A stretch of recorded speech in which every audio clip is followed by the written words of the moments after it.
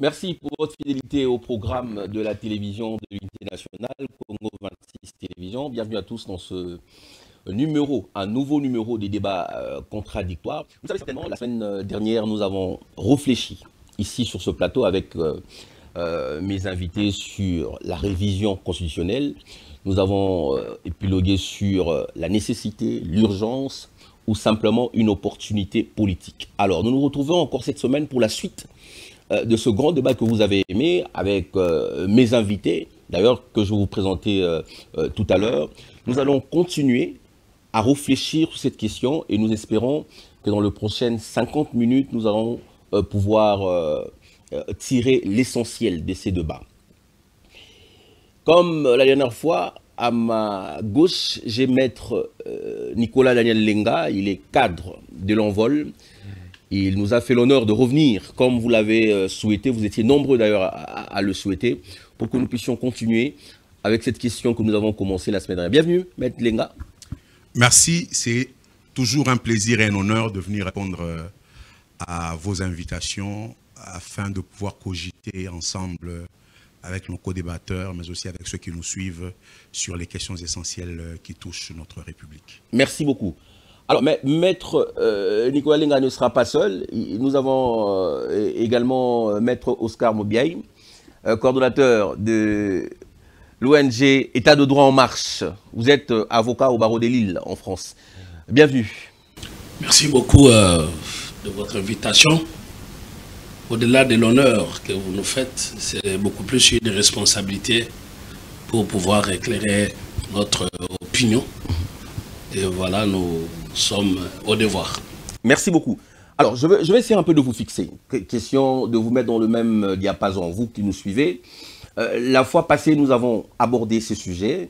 De manière résumée, l'Envol de maître Nicolas Lenga affirmait que la révision constitutionnelle est constitutionnelle, mais il s'est posé un problème d'opportunité aujourd'hui. Alors, sur le plan du fond et de la forme. Sur le plan de la forme, maître Lenga a estimé que nous étions actuellement en plein état de siège. Et la Constitution ne permettait pas sa révision pendant l'état de siège. Et sur le plan du fond, il a parlé de l'inopportunité. Parce que, selon lui, les besoins de la population devaient passer en priorité. Que ce projet de changement de la Constitution. Alors, maître Mobiaï, de votre côté, vous avez estimé qu'il fallait nécessairement changer catégoriquement cette Constitution des belligérants, qui n'était pas l'œuvre de Congolais et qui n'était pas fait également pour les intérêts, par rapport aux intérêts de Congolais. Vous avez réaffirmé la position du chef de l'État qui estimait que cette Constitution ne cadre pas avec nos besoins sociaux, politiques ou encore économiques. Alors, on va tout de suite débuter avec ces débats. Je veux rentrer du côté de la régie. Nous allons suivre un rédacteur de cette Constitution qui a accordé une interview à nos confrères. Et on va tout juste revenir après pour essayer de réfléchir. À tout à l'heure. À tout de suite. Le texte qui a évolué, qui est devenu la Constitution de 2006 a ses origines dans des travaux qui ont eu lieu à Sémissimi, à la banlieue de Kisangani, de la Commission constitutionnelle du Sénat de transition. Et le Sénat s'était fait adjoindre quelques experts. Nous étions 6 aux côtés de la Commission du Sénat. Je commence par moi parce que j'étais à l'époque le seul professeur de la mission. Puis il y avait Jean-Louis Sambo, le seul étranger qui était avec nous, le professeur Elijah Mbodj, sénégalais. Mais là, Djemboch travaillait avec les Congolais depuis Sun City au titre d'expert de l'Union européenne. Il avait travaillé dans la constitution de transition et tout ce qui s'est passé à Sun City, il en était. Et puis il y avait l'ancien vice-premier ministre, ministre de l'Intérieur, Gustave Manouma Mangula. Il y avait le jeune et brillant Marcel Ochokonda, qui est aujourd'hui professeur. C'est vous qui avez écrit l'avant-projet de la Constitution. La première mouture est venue de Sémissimi et n'a pas été dictée même pas par les belligérants congolais. Il y a une liste de 21 personnes dont vous faites partie, avec au moins 13 étrangers et 8 Congolais. Il y a parmi ces étrangers, il y a des gens qui ont travaillé avec nous, effectivement. Parmi les étrangers, on vous a cité le professeur Kabamba. Et puis, il y a quelques Belges qui sont passés. Le président Boussoit, qui était président de la Cour d'arbitrage de Belgique, qui tenait lieu de cour constitutionnelle. Aujourd'hui, ils ont une cour constitutionnelle comme nous. Il est venu ici avec 2 ou 3 de ses assistants, qui sont rentrés dans les 2 jours qui ont suivi. Ils n'ont jamais travaillé avec nous. en permanence, invité d'ailleurs par les membres des institutions, qui venaient des rangs de l'opposition à Kabila. Mais le projet, ce n'était plus Simissimi quand ils sont venus. Ils sont venus travailler sur la mouture adoptée par le Sénat. Donc, ils sont venus après le travail des experts que vous y. Alors, merci beaucoup. Je vais tout de suite revenir avec vous, Maître Moubiaï. Le professeur Auguste Mampouya a élevé, a touché plusieurs points qui nous intéressent aujourd'hui dans ce débat. Le premier point, c'est sur les gens qui ont concouru à la rédaction de la Constitution. Il a précisé qu'il s'agissait de professeurs, des intellectuels congolais. Et il a dit qu'il y avait un seul étranger, je crois un Guinéen ou quelque chose comme ça, un Sénégalais qui travaillait déjà avec le Congolais. Le premier point, il a encore précisé un autre point, en tant que rédacteur, que la Constitution a été rédigée en RDC, à Kisangani. Et le troisième point, où il a précisé, je parlais du lieu de la Constitution, des acteurs de la Constitution, et il a également parlé de la classe politique, ce que vous appeliez l'autre fois les belligérants. Il a estimé qu'il s'agissait du Sénat de transition, la classe politique de l'époque était constituée de l'opposition armée, de l'opposition non armée, et puis du pouvoir. Alors, est-ce que vous pouvez réagir? Je sais que vous l'avez certainement suivi, mais il fallait illustrer cette vidéo pour nos nombreux téléspectateurs. Mais est-ce que vous pouvez directement réagir par rapport aux propos du professeur Mampouya qui entrent en contradiction avec votre argumentaire de l'autre fois? Écoutez, qu'est-ce que nous pouvons en dire? Deux choses. La première, c'est que ça pose un problème de la crédibilité. Et malheureusement, dans notre pays, vous avez des professeurs qui s'invitent dans un militantisme constitutionnel. Donc nous avons beaucoup plus de militants constitutionnels, dans un constitutionnalisme militant. À partir de là, on peut maintenant s'interroger par rapport à la confiance que l'on peut avoir vis-à-vis de scientifiques. Parce que quand on dit scientifique, on est neutre. Et est-ce que l'on garde la neutralité? Ailleurs, comme en France, où le professeur émérite que nous venons de suivre, notre aîné, évolue ou a évolué, précisément à l'université de Nancy, il y a ce que l'on appelle les codes d'intégrité. Cela soulève la question, est-ce qu'un professeur peut-il mentir? Si nous sommes dans un pays où les professeurs mentent, ce pays-là est à refonder. Inversement, est-ce que le chef de l'État peut-il publiquement mentir? Et donc le débat est autour de qui dit vrai. Je considère que le chef de l'État dit vrai. Et les professeurs que vous avez invités, que l'on a vus dans leur militantisme envahir comment on va dire, les chaînes de télévision, avec les moyens qui, l'on se demande, parce qu'ils disent qu'ils n'ont pas de moyens, mais ils sont souvent dans des chaînes de télévision où ça coûte cher. Je vais vous dire que certaines chaînes, c'est jusqu'à des 3 000 $. Alors, d'où vient le mensonge? Vous avez suivi le procès de Liège. Qu'est-ce qu'il vous dit, lui? Que le président du Conseil constitutionnel français, président Mazo, était de passage au Congo, et là, à Kinshasa, il a appris qu'il y avait une commission de rédaction de la Constitution, et il est venu nous dire bonjour. Je ne pense pas que j'ai déformé ses propos.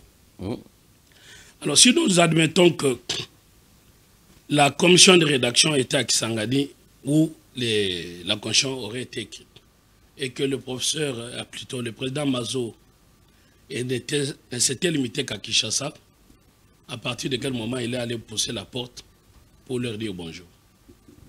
À partir de quel moment le président Kamoleta arriverait là où on est en train de rédiger la Constitution française, et il va venir dire bonjour et on l'acclame et je suis venu vous donner les biscuits? Donc c'est sa participation qui pose problème, sa présence au fait.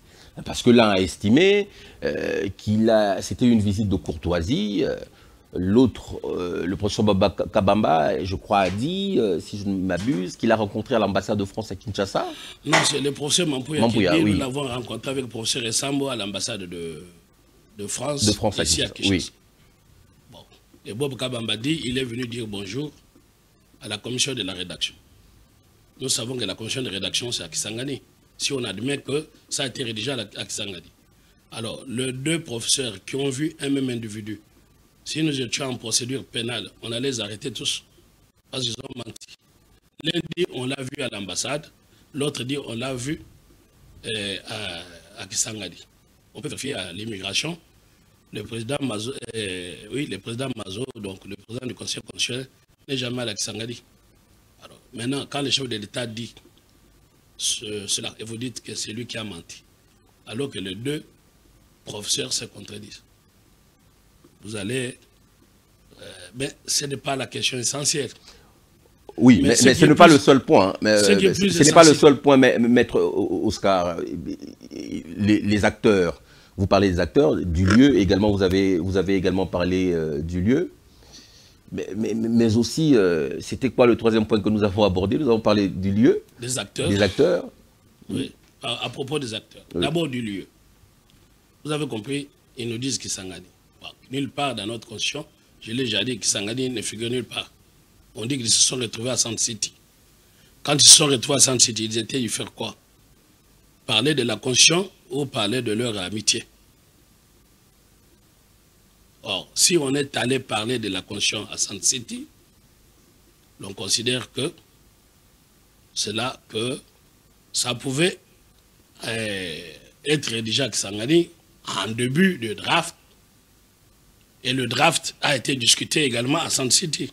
Si nous faisons un projet contractuel maintenant, nous commençons dans les hôtels de Kinshasa et nous allons les finaliser à Paris. On se demande où ça a été rédigé. Toujours est-il que, pour ce qui est l'essentiel pour nous, c'est cette constitution. Parce que c'est quoi la constitution au fait? C'est un esprit, des institutions et une pratique. Sur l'esprit, quand on dit que c'est une constitution des belligérants, il ne faut pas décortiquer le chef d'État par les mots. Qu'est-ce que ça veut dire une constitution des belligérants? Cet esprit de cette constitution n'est pas nôtre. Comment vous expliquez ça? D'abord, il ne répond pas au vœu de notre héros national Lumumba, qui dit un jour, notre histoire sera écrite non plus à Sand City, mais sur notre sol à Kinshasa. Là, ils se sont retrouvés à Sand City. Et vous savez qu'ils ont l'habitude de se retrouver toujours à Sand City. Leur dernière tentative avant d'aller aux élections pour désigner un candidat unique, c'était toujours à Sand City. Question, pourquoi Sand City? Deuxième chose, esprit. Tous les Congolais savent que Louis Michel, oui, c'est l'un des auteurs de notre malheur, la guerre de l'Est, la spoliation du pays où nous n'avons plus Jekamine aujourd'hui. Kabila, ça c'est l'œuvre de Louis Michel. La preuve, vous avez vu Paul Sapp au Parlement européen voulant en venir en main avec Louis Michel. Et quand tout le monde dans ce pays a marché contre l'ordre kabiliste, qui ont fustigé les parrains Louis Michel. Donc, quand maintenant c'est Louis Michel qui désigne Bob Kabamba, parce que Bob Kabamba le reconnaît. C'est Louis Michel qui l'a désigné? Mais lui-même l'a dit. Hein.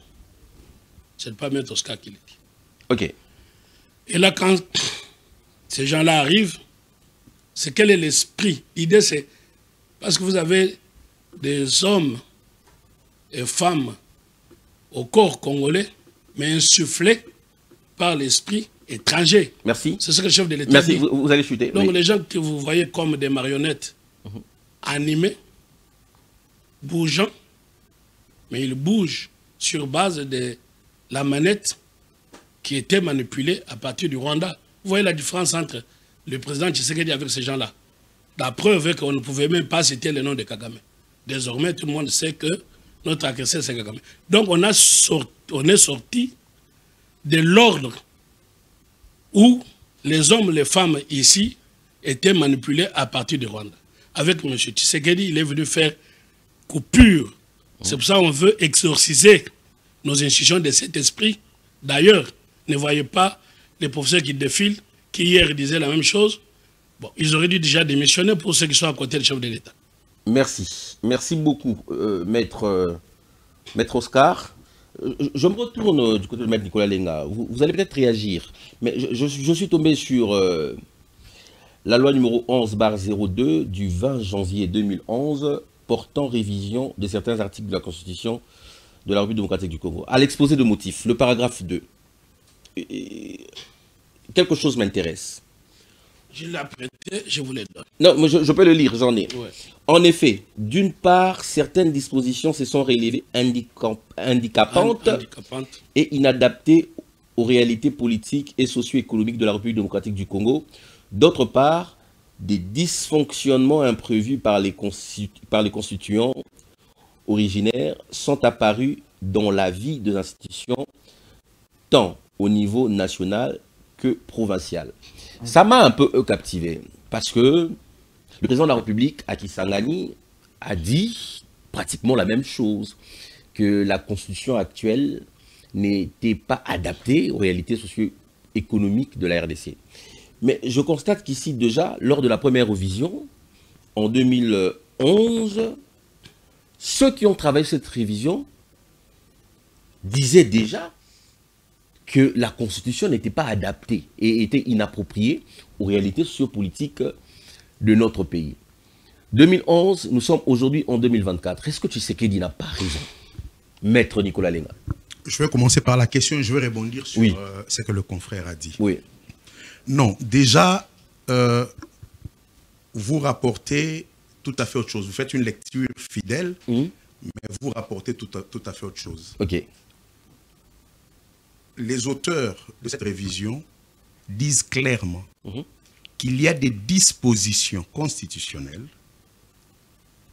qui posent problème, qui ne sont plus adaptées aux réalités. Okay. Ils ne disent pas la Constitution n'est plus adaptée. Non, exactement. Ils disent il y a des dispositions constitutionnelles qui ne sont plus adaptées et qu'il faudrait les réviser. Nous sommes dans un contexte de révision constitutionnelle. Okay. Ceci est constitutionnel. Je vous rappelle que l'Envol Mon Parti est initiateur d'une proposition de loi portant révision de certaines dispositions constitutionnelles. Ceci est à dire qu'il y a des dispositions de la Constitution qui ont montré leurs limites et qui doivent être renforcées. De ce point de vue, il n'y a aucun problème, il n'y a pas d'équivoque. Mais de là à faire un raccordement frauduleux, ça manque d'honnêteté. Que de dire, Félix Tshisekedi l'avait dit non. Félix a dit que notre constitution est mauvaise. D'accord. Donc il y a une différence entre ceux qui ont réfléchi sur cette révision. On ne parle même pas des différences, on parle d'opposition. Eux parlent de certains articles qui devraient être révisés. En 2011, on est dans le contexte de la révision. D'accord. Félix à Kisangani, il est dans le contexte du changement de la Constitution. Parce qu'il tire à boulet rouge sur une Constitution qu'il a investie par 2 fois président de la République. C'est assez tiré par les cheveux. Et donc, Félix Tshisekedi dit une contre-vérité à Kisangani. Il dit cette Constitution est mauvaise. Première contre-vérité.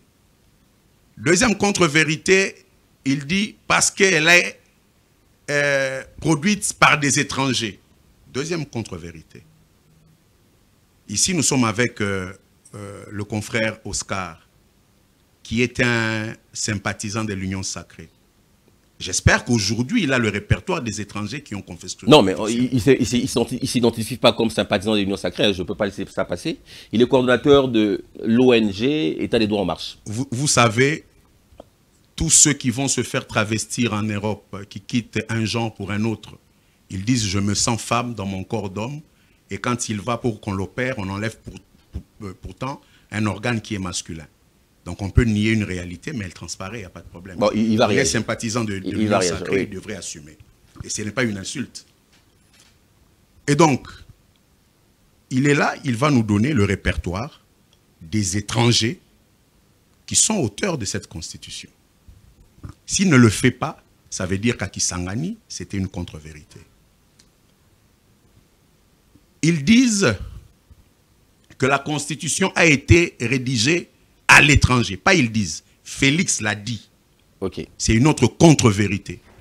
Non, qui a été démontré par le professeur Mampouya tout à l'heure, qui est l'un des rédacteurs. Oui, mais nous l'avons dit avant que le prof, l'éminent prof... Oui, exactement. Le dise. Lors de la dernière émission, je dois le préciser, la question avait été posée clairement par moi, du lieu de la rédaction de la Constitution. Vous avez répondu à Kisangani.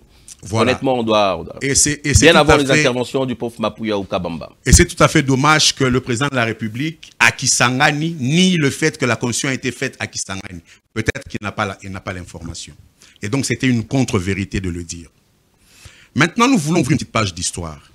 Il faudrait savoir, à titre de rappel, et je sais que le confrère Moubiaï le sait, que la prérogative de confection d'une constitution revient au Parlement.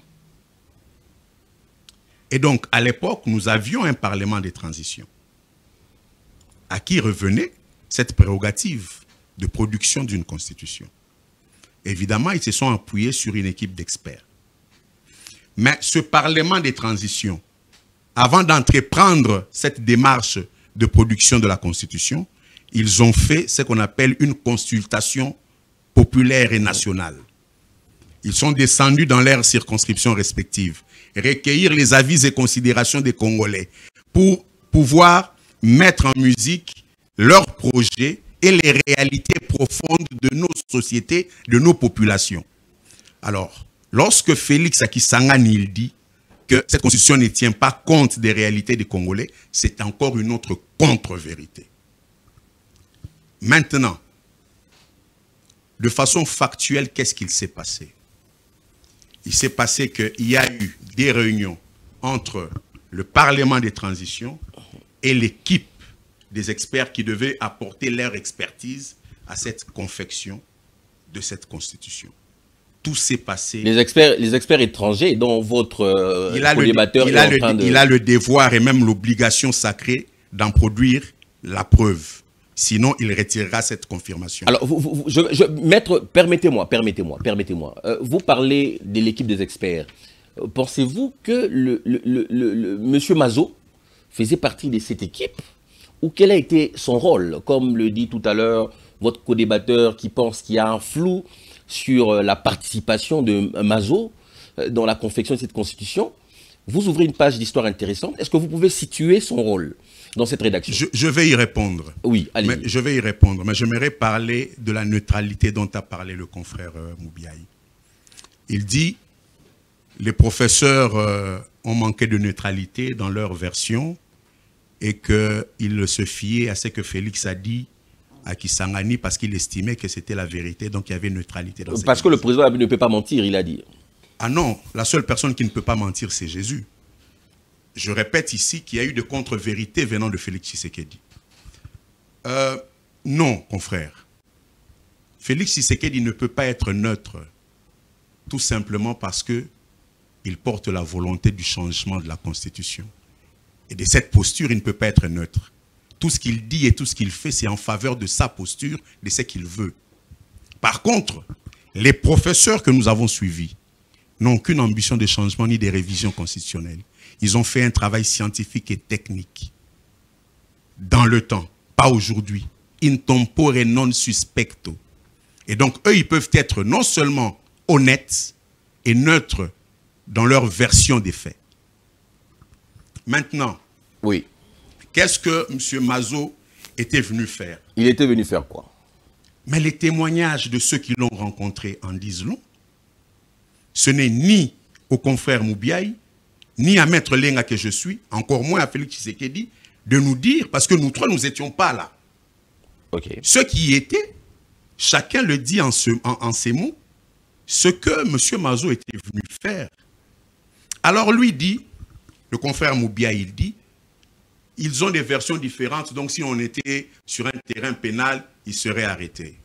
Bon, je sais qu'il n'aime pas qu'on parle de la Bible, mais moi je suis chrétien, je ne peux pas m'en passer.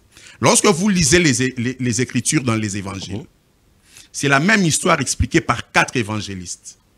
Mais chacun la raconte en sa façon, avec ses mots, mais qui relatent la même réalité, donc la même vérité. On ne va pas ici s'accrocher sur les mots, il est passé dire un bonjour, il ne faut pas penser que lorsqu'il dit qu'il est passé dire bonjour, le bonjour c'était bonjour. Et puis lorsqu'il a dit qu'il est passé dire bonjour, il n'a pas dit c'était où. Ça ne donne pas la permission aux confrères d'en déduire que c'était à Sun City. D'accord. Je vais fermer cette parenthèse. Oui, dans une minute, pour être en temps égal avec votre contracteur. Je ferme la parenthèse en disant que nous ne pouvons pas aujourd'hui jeter l'anathème sur une constitution qui a permis l'unification du pays, qui a permis un cycle électoral, qui a permis de mettre Félix Tshisekedi à la tête du pays par 2 fois. Ce n'est pas sur cette constitution que l'on va jeter l'anathème. La constitution est une œuvre humaine, donc perfectible. Et la constitution elle-même prévoit les modes de sa révision. On peut la réviser, il suffit d'en trouver l'opportunité, mais on ne peut pas la changer. Et que Félix Tshisekedi ne dise pas aux Congolais qu'il ne sait pas ce qu'il veut, révision ou changement, c'est insulter l'intelligence des Congolais. Félix Tshisekedi veut le changement de la Constitution simplement parce qu'il veut déverrouiller l'article 220. Au cours de l'émission, je vais en faire la démonstration. D'accord. Merci beaucoup. Je crois qu'on est fixé, Maître Oscar, on est fixé par rapport au débat. Mais j'aimerais vraiment qu'on puisse souligner cette précision avant que vous puissiez rebondir. Aujourd'hui, votre contradicteur est d'accord que la Constitution permet les mécanismes de sa révision, mais pas les mécanismes de son changement. C'est en fait ça son point de vue. Et encore quoi par rapport à la révision, il pose un problème d'inopportunité. Alors, il va vous revenir de droit, puisque vous vous positionnez en faveur du changement de la Constitution, et vous avez également appuyé une certaine opportunité de cette démarche. Il va vous revenir de nous démontrer le contraire, lorsque vous aurez la parole. Alors, je vous permets de réagir par rapport à ce qu'il a dit, parce que je vous ai vu noter, et on pourra asseoir le débat sur l'hypothèse que je viens de développer. Bon, si je comprends très rapidement, vous voulez qu'avant que je réponde à votre question sur la révision et le changement de la Constitution, que je rencontre d'abord mon conseil. Oui, bon. Exactement. Moi, je l'ai toujours rencontré, mais je souhaite qu'il me rencontre aujourd'hui, parce que je crois qu'on ne va pas multiplier les débats. Nous sommes au 2e débat et on doit... Oui, on doit évoluer. Très bien. Alors, Monsieur le Président de la République, Félix Tshisekedi, et non pas Monsieur Tshisekedi. Non, mais là, c'est un détail. Hein. Bon. C'est un détail. Monsieur Tshisekedi ou Monsieur le Président, bah, vous avez vécu en Europe, on appelle Emmanuel Macron. Bon, vous pouvez évoluer. C'est votre temps d'antenne. Mais c'est ce que je combats. Oui. Ces mentalités et cette imitation de l'étranger. Savez-vous quand, puisque vous voulez me parler de la France, quand M. Chirac et François Mitterrand sont au 2e tour de l'élection présidentielle dans un débat, M. Chirac dit à François Mitterrand, ce soir vous n'êtes pas président, je ne suis pas Premier ministre. Et François Mitterrand lui répond, merci Monsieur le Premier ministre. Quand vous parlez des institutions politiques, l'élégance est d'exigence. Maintenant, ne prenez pas les petits que vous voyez en métro qui vont jeter les tomates sur le président. Vous les prenez ici en modèle. Je suis face à un avocat. Bah oui, évoluer. Je suis face à un avocat. L'élégance en politique, qu'on aime Félix Tshisekedi, qu'on ne l'aime pas. L'élégance, quand nous parlons des institutions, c'est Monsieur le Président de la République. Encore faudra-t-il dire que nous ne parlons pas de Tshisekedi comme homme, mais nous parlons de Tshisekedi comme institution. Merci pour cette précision, Maître Moubiaï. Est-ce qu'on peut évoluer? Oui. Je suis en train d'évoluer, sans être interrompu. Et maintenant, que soulève cette controverse de dire est-ce que c'est une constitution des belligérants, est-ce que ça a été rédigé à Kisangani? Les gens restent dans la périphérie des choses. Cette question soulève celle de l'intégrité, de valeurs morales que l'on doit avoir dans une société. Je viens de me rendre compte que le confrère admet qu'il peut mentir. Non, confrère. Pour dire qu'on ne peut pas mentir, il ne faut pas être Jésus. L'intégrité oblige qu'on n'a pas droit au mensonge. C'est ça ce que nous devons éduquer à nos enfants. Et une fois qu'on aura des hommes éduqués, on aura une constitution qui marchera. Ça, c'est ce que je voulais vous dire. Maintenant, qui de professeurs militants qui aussi, dans leur position, selon les camps politiques, parce que vous constaterez que les mêmes professeurs qui étaient hier pour une constitution meilleure, parfaite, sont aujourd'hui pour son changement. Sinon, ils doivent quitter à côté du chef de l'État. Ou ils doivent quitter l'Union sacrée. Parce que la position de l'Union sacrée, que la constitution n'est pas bonne. Non, l'Union sacrée n'a pas donné une position officielle, hein, je dois le dire. L'Union sacrée s'exprime à travers, je crois, son secrétariat permanent ou encore le présidium. Vous avez suivi M. Kabouya? Non, Kabouya engage l'UDPS. Vous parlez de l'Union sacrée. L'Union sacrée s'exprime à travers le présidium. Vous voulez qu'on parle de l'UDPS? Jusque-là, le présidium... Non, j'aimerais simplement apporter cette précision pour ceux qui nous suivent. Tenez compte des montants de Oui, je vais vous le remettre. Le présidium de l'Union sacrée ne s'est pas encore exprimé sur la question de la révision ou du changement de la Constitution. C'était simplement une précision. Vous pouvez poursuivre, maître Oscar. L'Union sacrée est une majorité présidentielle. Et le président s'est exprimé. Il est chef de la majorité présidentielle. Contrairement à ce que mon confrère dit, que le président aurait menti, je vous dis que le mensonge vient du camp de ces professeurs qui, hier, la Constitution était parfaite, aujourd'hui, la Constitution est imparfaite. Qui, hier, il fallait réviser la Constitution, aujourd'hui, il ne faut plus la réviser ni la changer. Et donc, je vais démontrer que ces professeurs-là vous racontent des choses. Très bien. Quand je vais démontrer qu'en 2011, et je suis face à un avocat, en 2011, on n'a pas révisé la Constitution. On l'a changé. Et donc, on l'a vidé de sa substance.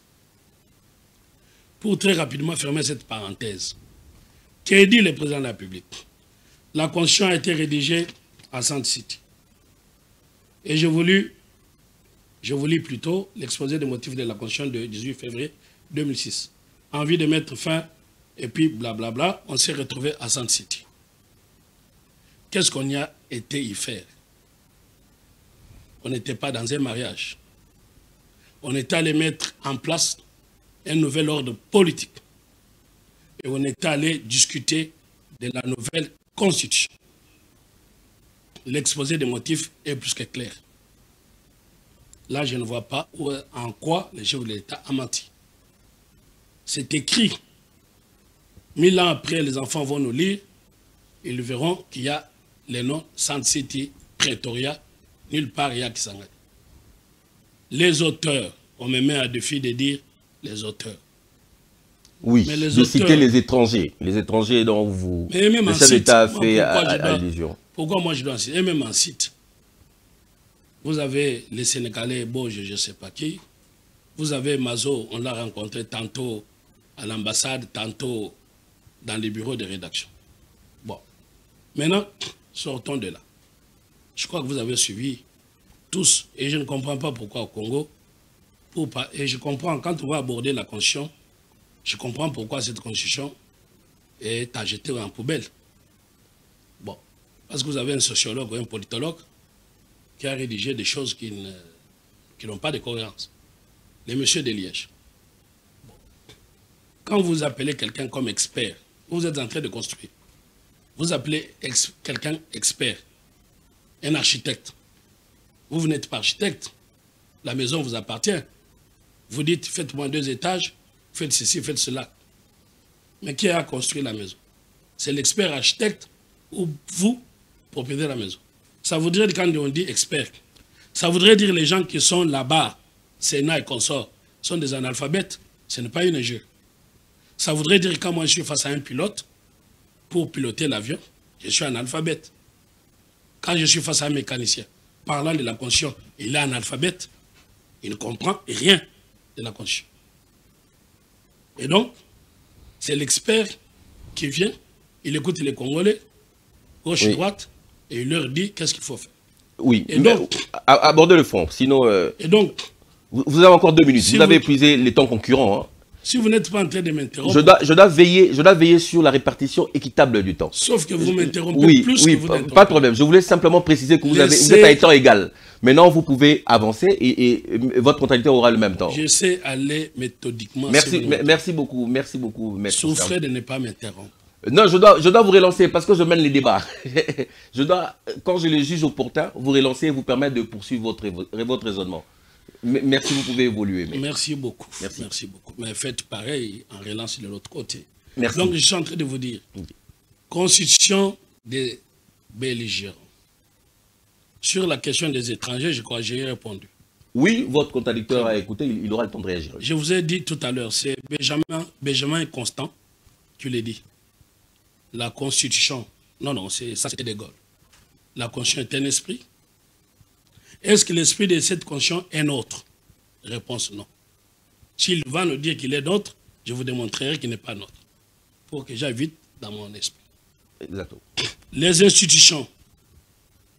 Est-ce que nos institutions fonctionnent-elles encore? Réponse non. La preuve. Parce que la Constitution est un esprit, une pratique, une institution. Nous avons une institution avec un gouvernement bicéphale, dont un serpent à deux têtes. Ça ne fonctionne pas, le serpent à deux têtes. Les institutions ne fonctionnent pas. Ce que le chef de l'État a dit. Une pratique. Nous avons connu dans ce pays la crise FCC cash. Nous avons connu dans ce pays les changements de majorité pendant la législature. Est-ce que ça fonctionne encore? C'est l'ensemble de ça que le chef de l'État dit, que notre constitution n'est plus nôtre et n'est plus adaptée à nos réalités. Et donc, l'esprit. Voilà, je vais vous lire très rapidement. En vue de exposer des motifs. Oui. En vue de mettre fin à cette crise chronique de légitimité, la Constitution congolaise a eu pour objectif mettre fin à une crise de légitimité. C'est ça l'objectif. Cet objectif est-il atteint? Réponse non. Pourquoi n'est-il pas atteint? On va vous dire, si on pêche, on ne dit pas on change la Bible. Comme ils aiment tous la Bible. Alors que nous sommes un pays laïque.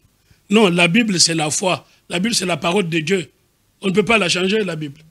Mais la Constitution n'est pas une parole de Dieu. À moins que nous ayons les constitutionnalistes venus de Mars.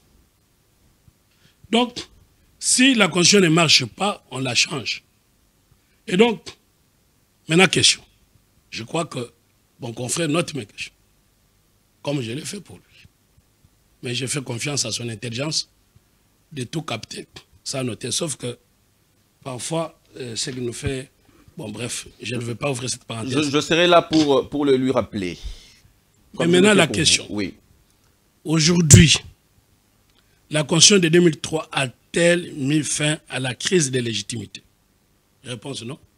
Commençant par son propre parti. Pour eux, quand ils entendent parler, Tshisekedi n'est pas légitime. Fayulu, Tshisekedi n'est pas légitime. Katumbi, pareil. Donc, on n'a pas mis fin à la crise de légitimité. Pourquoi on n'a pas mis fin à la crise de légitimité? Oui. Parce qu'on ne fait pas confiance à la Cour constitutionnelle. Quand le juge a parlé, c'est fini les débats.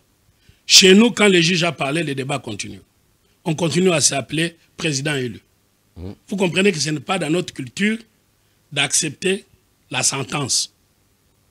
C'est pourquoi, quand le juge a parlé, en Afrique, on prend la machette alors que le juge a déjà tranché.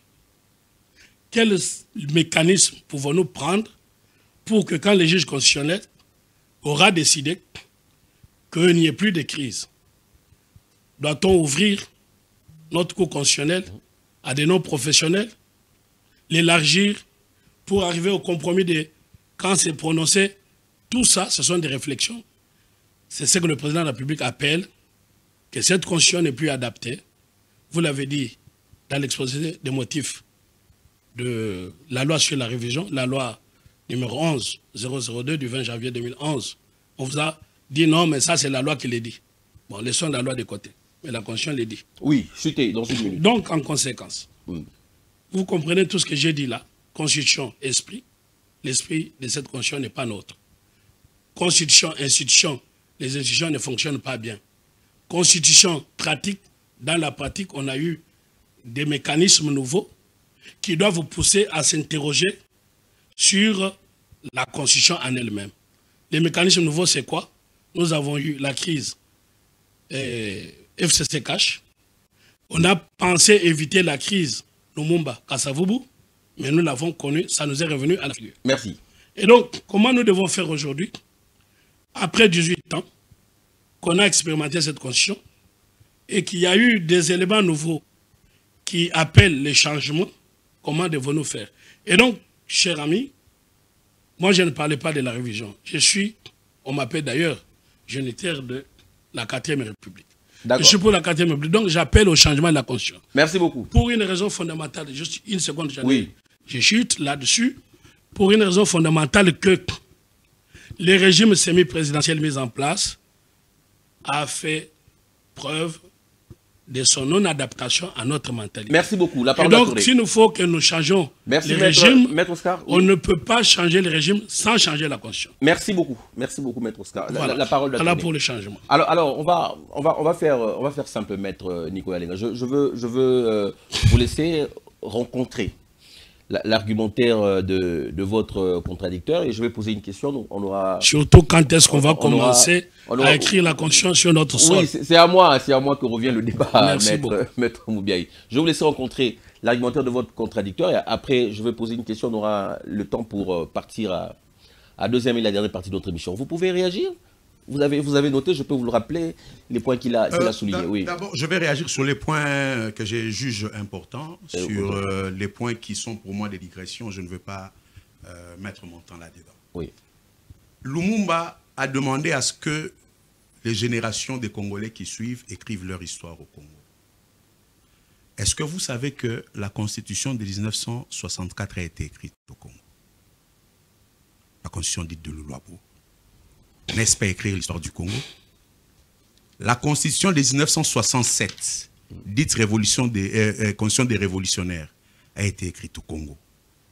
N'est-ce pas écrire l'histoire au Congo? Le projet de constitution de 1990 de la Conférence nationale souveraine a été écrite au Congo. La constitution des 4 articles de MZ a été écrite au Congo. La constitution de transition de 2003 a été écrite au Congo. La constitution de 2005 promulguée en 2006 a été écrite au Congo, à Kisangani. Je pense que l'héros national, le seul qu'on ait au Congo, peut reposer sur ses lauriers. Non, mais l'histoire. Permettez-moi, pas le seul. C'est mon avis, vous n'allez pas m'extirper mon droit. Non, c'est votre avis, mais permettez-moi de pouvoir dire à ceux qui nous suivent qu'il n'est pas le seul. Il y a Lumumba, il y a Mouzé Laurent Désiré Kabila. Du moins, c'est ce que la République reconnaît. J'estime que le seul héros national qui mérite d'être appelé héros national s'appelle Patrice Emery Lumumba. Oui, c'est votre point de vue. La précision était importante. Je parle en mon nom et pour mon compte. Merci beaucoup. Évoluez, maître. Et donc, cet héros national, le seul que le Congo ait, peut reposer sur ses lauriers. La République, les générations qui suivent, écrivent l'histoire du Congo sur le sol congolais. Rossi Mukendi, Thérèse Kapangala ont prêté de leur sang pour mettre comme encre dans les stylos qui écrit l'histoire de notre pays. Il ne faut pas méconnaître cela en pensant que c'est Félix qui viendrait écrire l'histoire du pays en amenant une constitution. C'est une aberration. Je répète ici, il y a eu de contre-vérités d'Ita Kisangani, malheureusement, où a été écrite la constitution. Pour la deuxième fois, le confrère fait allusion à Sun City, mais il est incapable de lire l'exposé des motifs pour donner la chance aux Congolais de comprendre que ce qu'il dit est une contre-vérité. Il se pose la question de savoir pourquoi les gens se sont réunis à Sun City. Je pourrais lui poser la question pourquoi les gens s'étaient réunis à Genève. Pourquoi Félix Tshisekedi et les autres s'étaient réunis à Genève?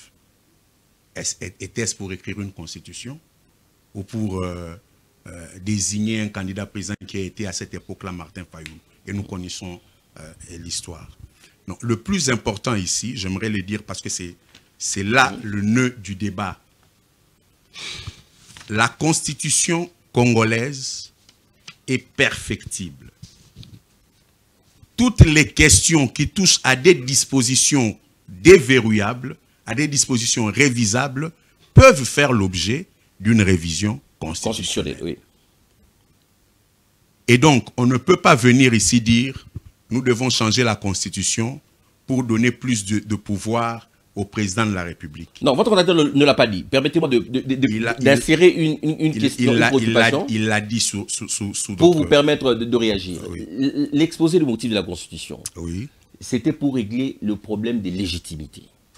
Et votre contradicteur l'a dit tout à l'heure. Aujourd'hui, vous ne reconnaissez pas Tshisekedi comme président de la République. Fayoulou ne le reconnaît pas, Katoum ne le reconnaît pas. Est-ce que cette Constitution a réglé ces problèmes de légitimité? Je ne voulais vraiment pas répondre à cette question parce que j'estimais que le confrère avocat qu'il est, il a utilisé cela pour faire digression. Quand la Cour parle, tout le monde s'était, mais chez nous... Je vais y arriver. Oui. Puisque vous me contraignez à y répondre, je vais y répondre aisément. La Constitution devait régler cette question de légitimité. En ceci que nous avions tous reconnu qu'il faut revenir à l'ordre politique, démocratique, institutionnel, et comme mode d'expression de cette démocratie institutionnelle, c'est les élections. Maintenant, les élections devaient être le levier qui règle cette question de légitimité. Encore une fois, une frange de la classe politique a caporalisé l'appareil électoral qui s'appelle CENI, à l'époque CEI et puis CENI, pour l'instrumentaliser, faire de lui un vassal et donc produire des élections qui remettent la légitimité en cause. Ce n'est pas la faute à la Constitution, c'est la faute à ceux qui ont mal appliqué cette Constitution. Ce mal est allé depuis 2006 jusqu'à ces jours. Donc, ce n'est pas une question de la Constitution. Comme on veut nous faire croire qu'il faut changer la Constitution, les régimes semi-présidentiels, c'est ça la question. N'offre pas suffisamment de pouvoir au président de la République pour agir.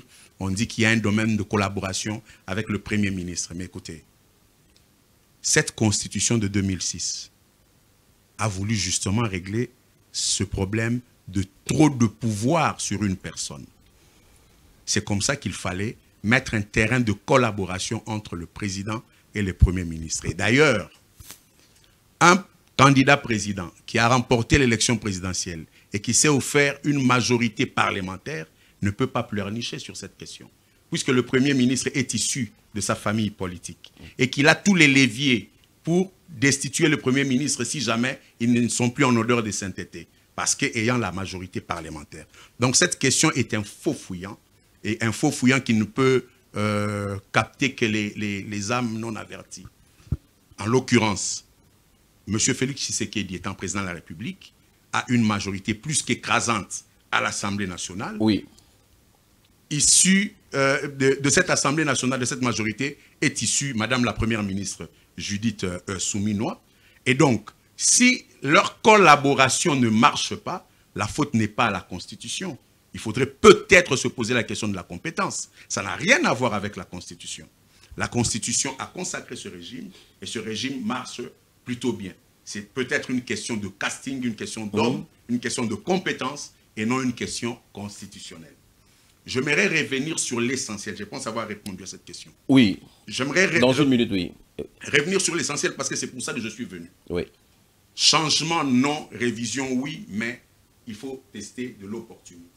Pourquoi je dis qu'il n'est pas question de parler changement? Et je mets le confrère à défi. Sur quel outil constitutionnel ou légal va-t-il se poser pour mettre en machine ce changement de la Constitution si ce n'est de l'arbitraire ou de la forfaiture? Il n'y a aucune disposition constitutionnelle, aucune loi du pays, aucune pratique qui ne peut permettre un changement de Constitution à moins qu'il y ait un nouvel ordre politique que l'on instaure. Merci. Quant à la révision constitutionnelle, celle-ci est faisable. Et d'ailleurs, notre Constitution est bien généreuse. Sur 229 articles, nous pouvons en réviser 228. Le seul article qui ne peut pas être révisable, c'est l'article 220. Et Félix Tshisekedi, le sachant, veut contourner l'article 220 en voulant mettre en place un changement. Je tiens à le dire parce qu'à Kisangani, il a dit dans des termes peu voilés. Il dit, il va mettre en place une commission pour étudier de la faisabilité, soit de la révision, soit du changement de la Constitution. Une autre contre-vérité. Non, M. Félix Tshisekedi. On ne peut pas mettre en place une commission pour réfléchir sur une révision. Les mécanismes constitutionnels sont prévus pour la révision. Donc, il ne faudrait pas insulter l'intelligence des Congolais. On ne met en place une commission que pour le changement de la Constitution. Et donc, il veut le changement de la Constitution pour la simple bonne raison qu'il veut déverrouiller l'article 220 et s'éterniser au pouvoir ad vitam aeternam. Merci beaucoup. Merci. En tout cas, ça va être le dernier tour de parole. Maître Oscar, une seule question. Vous avez 3 minutes pour y répondre. Et votre auditeur en aura autant. Comment aboutir au changement de la Constitution sans pour autant faire un coup d'État institutionnel? Voilà la question. Bon, écoutez, on commence par répondre à cette question très rapidement. Oui. Bon, écoutez, il ne faut pas suivre les gens qui ne sont pas constitutionnalistes et qui sont des sociologues ou politologues et des professeurs qui vous racontent des choses par leur militantisme constitutionnel. Bon, très bien. Une fois que l'on a dit ça, je démontre et je mets à défi. J'ai vu un jeune docteur et qui s'est exprimé là-dessus et qui vous dit, tous ils répètent la même chose. Non, déjà, tenez. Quand on parle de la révision, ça voudrait dire on garde la Constitution mais on bouge quelques articles. Et quand on parle de changement, on prend la Constitution, on la met en poubelle. Parlons de la révision. Par quel mécanisme? Non, parlons du changement en fait, pour gagner en termes de temps. Parce que nous sommes d'accord que la révision est prévue par la Constitution. Parlons du changement. Par quel mécanisme légal? D'abord. Par quel mécanisme? Bon, très bien. Sans qu'il y ait coup d'État. Non, il ne faut pas confondre. En droit constitutionnel, quand on parle d'un coup d'État, ça ne veut pas dire prendre les armes et venir tuer Tshisekedi. Si c'est ça la compréhension qu'il a d'un coup d'État, il est à côté. Je vous ai dit la Constitution est une pratique. Alors je vous le démontre. Oui. Notre Constitution interdit ce qu'on appelle la transhumance. Ce qui fait que quand vous quittez en tant que député, vous quittez votre camp politique, vous perdez votre mandat. D'accord? Nous avons vu dans notre Constitution, pendant ce régime, la majorité a changé de camp. Aujourd'hui, les gens qui étaient de FCC ont quitté, sont dans l'union sacrée, ils n'ont pas perdu leur mandat. Ça s'appelle un bouleversement constitutionnel. Alors, ceux qui viennent de faire des thèses où ils citent encore des victoires plutôt du Verger, que l'on ne cite plus. Une violation constitutionnelle qu'a opéré l'union sacrée de l'époque ou un bouleversement constitutionnel? Ce que je vous dis, oui. Ça s'appelle les changements de paradigme constitutionnel. Et donc, le bouleversement constitutionnel peut se faire soit par les modes dits violents, c'est ce que tous disent, mais il y a les changements constitutionnels qui se fait sans mode violent, et il y a une révolution qu'on appelle révolution du palais. Et sous nos yeux, parce qu'ils ne sont pas constitutionnalistes, ils n'ont pas vu venir cela. Je leur renvoie à aller lire ce que l'on appelle changement de paradigme constitutionnel. Deux choses. La première, nous avons vu qu'on a neutralisé l'article qui dit que quand vous quittez votre camp politique, vous devez perdre votre mandat. On l'a neutralisé en évoquant que le mandat du député ne doit pas être impératif. Et donc, la Cour constitutionnelle a sanctionné ce changement-là. Cette disposition a été neutralisée. Cela, ça s'appelle une révolution constitutionnelle.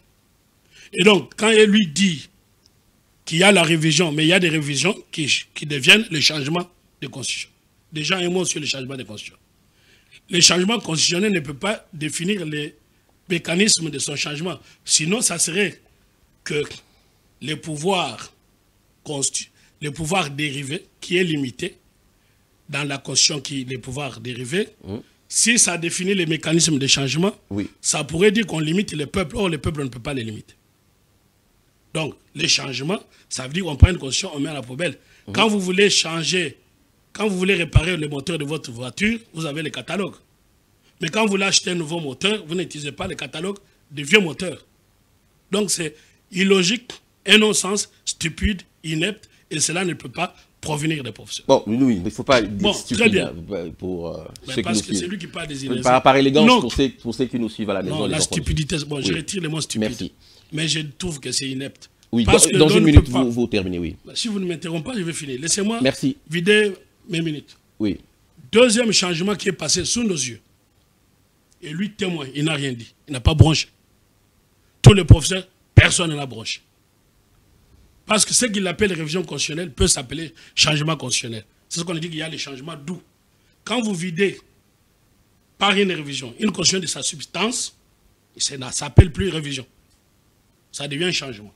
On dit qu'on ne peut pas toucher à l'article 220 très rapidement. Mais l'article 220 a été bougé. Vous prenez l'article 149 de la Constitution qui dit le pouvoir judiciaire comprend les cours et tribunaux ainsi que le parquet et l'avocat. On a enlevé le parquet pour les mettre au pouvoir exécutif. Ça voudrait dire qu'on a redéfini ce qu'on entend par pouvoir judiciaire. Or, l'article 220 dit qu'on ne peut pas avoir une révision qui a pour effet de limiter les dépendances du pouvoir judiciaire. En élevant le parquet, on a bougé l'article 220. Ils l'ont bougé depuis 2011, je sais qu'il n'était pas là. 3, puisqu'ils tentent de dire que... C'est les derniers points. Mais vous laissez-moi finir. Oui, avancez, oui. Si vous me coupez, non, vous me relancez. Vous êtes au point 3. Je vais limiter mon exposé dans mes minutes et je vais les respecter. Oui, exactement. Souffrez de ne pas me couper parce que c'est très important. On vous dit, mais monsieur, tu sais, la Constitution de 64-67, ça a été révisé ou rédigé sur les territoires. Bon, alors, qu'est-ce qu'on veut dire par là? Donc, comme on a écrit sur notre territoire, ça n'a rien donné. Et donc, on peut aller maintenant rédiger ailleurs. Comme on dit, les Congolais au JB, les Congolais qui sont là-bas, qu'est-ce qu'ils sont en train de faire? Ils sont en train de détourner. Alors, ils ne sont pas étrangers. Bon, ok, les détournements. Parlons-en un mot rapide. Notre Constitution a dit quoi? Il faut mettre fin à l'impunité. Alors, la Constitution, à son article 163, consacre l'impunité. Bob Kabambela l'a reconnu. Et on a consacré un ancien Premier ministre, présumé voleur et détourneur. On l'a consacré son impunité, ils l'ont reconnu. Alors, que l'esprit de la Constitution dit que nous devons, en rupture, mais pourquoi on consacre l'impunité? Oui, c'était dans une minute. Enfin. Le temps nous impartit tout ça. Oui. Et M. Tshisekedi a menti, vous comprenez que Tshisekedi n'a jamais menti. Les réalités, vous comprenez que les réalités ont tellement bougé. Et puis on vous dit qu'il y a eu référendum. Mais c'est quoi les référendums? Les référendums, c'est la participation, n'est-ce pas, du peuple.